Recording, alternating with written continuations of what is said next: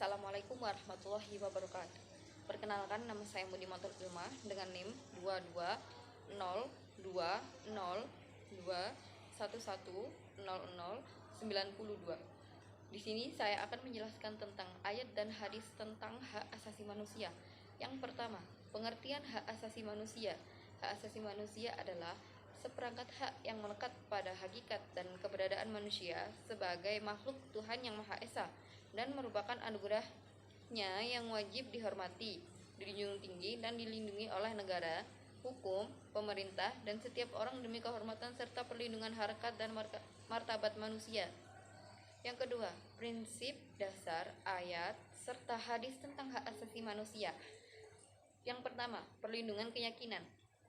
Ayat yang menjelaskan tentang perlindungan keyakinan terdapat dalam Al-Quran Surat Al-Baqarah ayat 256, yang artinya tidak ada paksaan untuk memasuki agama Islam. Sesungguhnya telah jelas jalan yang benar dan jalan yang salah. Sedangkan hadis yang menjelaskan tentang perlindungan keyakinan terdapat dalam hadis riwayat Malik Baihaqi, yang artinya, aku telah meninggalkan pada kalian dua perkara, kalian tidak akan tersesat selama berpegang kepada keduanya, yaitu kitab Allah dan sunnah Rasulnya. Yang kedua, hak perlindungan terhadap jiwa dan hak hidup. Ayat yang menjelaskan tentang hak perlindungan terhadap jiwa atau hak hidup terdapat dalam Al-Quran Surat Al-Ma'idah ayat 32, yang artinya, oleh karena itu, kami tetapkan sesuatu hukum bagi Bani Israel bahwa barang siapa membunuh seseorang bukan karena orang itu membunuh orang lain atau bukan karena berbuat kerusakan di bumi, maka seakan-akan dia telah membunuh semua manusia. Barang siapa memelihara kehidupan seseorang manusia, maka seakan-akan dia telah memelihara kehidupan semua manusia.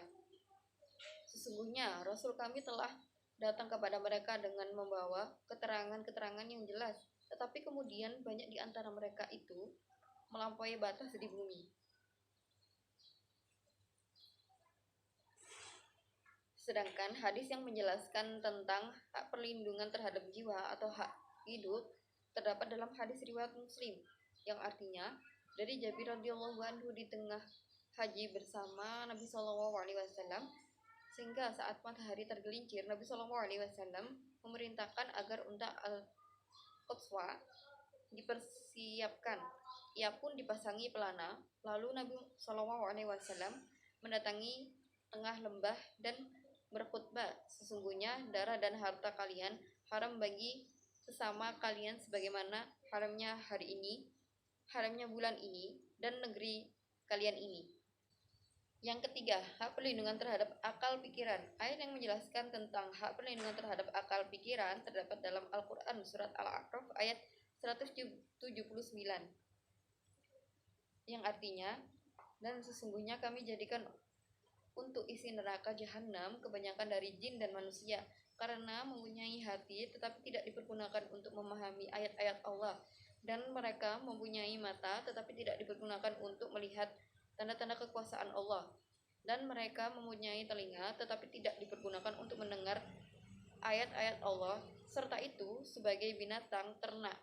Bahkan mereka lebih sesat lagi, mereka itulah orang-orang yang lalai. Sedangkan hadis yang menjelaskan tentang hak perlindungan terhadap akal pikiran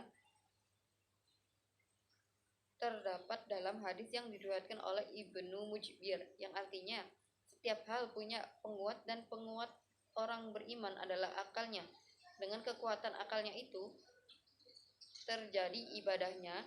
Tidak kamu mendengar apa yang akan diucapkan oleh para pendurhaka di neraka?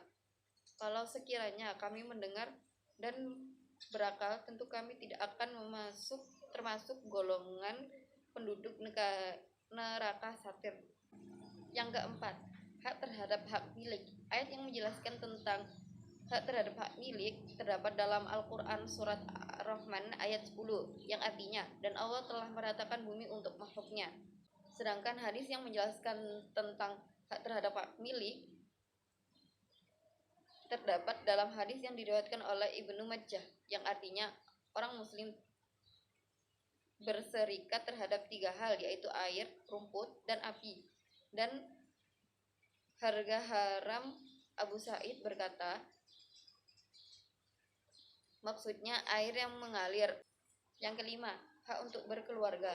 Ayat yang menjelaskan tentang hak untuk berkeluarga terdapat dalam Al-Quran surat Ar-Rum ayat 21, yang artinya, dan di antara tanda-tanda kekuasaannya ialah Dia yang menciptakan untukmu istri-istri dan jenismu sendiri, supaya kamu cenderung dan merasa tentram kepadanya, dan dijadikannya di antaramu rasa kasih dan sayang. Sesungguhnya pada yang demikian itu benar-benar terdapat tanda-tanda bagi kaum yang berfikir.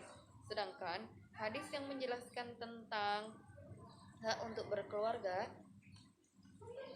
terdapat dalam hadis riwayat Muslim nomor 999, yang artinya 1 dinar yang engkau keluarkan di jalan Allah Subhanahu wa taala, lalu 1 dinar yang engkau keluarkan untuk memerdekakan seorang budak, lalu 1 dinar yang engkau keluarkan untuk 1 orang miskin, dibandingkan dengan 1 dinar yang engkau nafkahkan untuk keluargamu, maka pahalanya lebih besar dari amalan kebaikan yang disebutkan tadi.